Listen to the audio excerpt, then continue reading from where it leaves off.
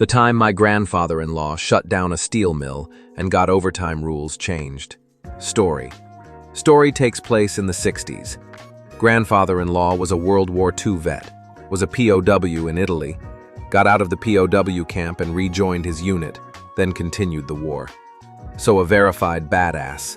Worked the railroad at a steel mill, just locally moving cars and setting up the train, moving stuff from one plant to the other, that kind of thing.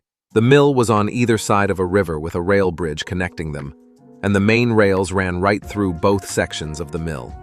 So when he came through with a lot of cars, it would temporarily close the roads in the mill.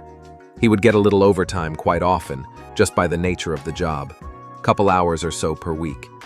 When it's shift change time but you're driving a train, you need to finish up before you can run the engine back to let your relief take over. So of course the mill decided to make a no overtime, no exceptions rule. It took him a couple weeks to get it timed just right. At 3 p.m. his shift was over. He parked the engine right by the time clock, clocked out, and went home. He said there was almost 2 miles of cars hooked to the engine. Went through the section of mill he was at, across the river, and into the other section of the mill. All the track was owned by the mill, so it didn't affect the actual railroad, just the mill. The mill bosses wanted to punish him. I forget the details, but the union shut that right down. Nothing happened, and the rules changed the next day.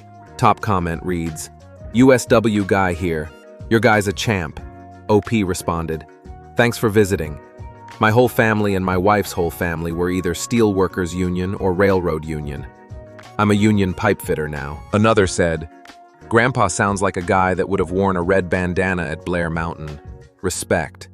Someone remarked, "Unions are fine when they're protecting people that are actually working and doing the right thing. Where I work has the issue of the unions protecting people who are always loafing, refuse to show up on time, and refuse to do their job. I'm a non-union firefighter paramedic, so I honestly don't care as long as we don't lose the contracts that keep the business going.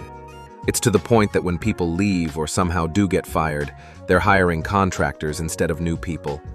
Contractors are doing better work, at a faster pace." Another commented, "Reason why good unions need to stay and protect the employees, since we would be even more screwed.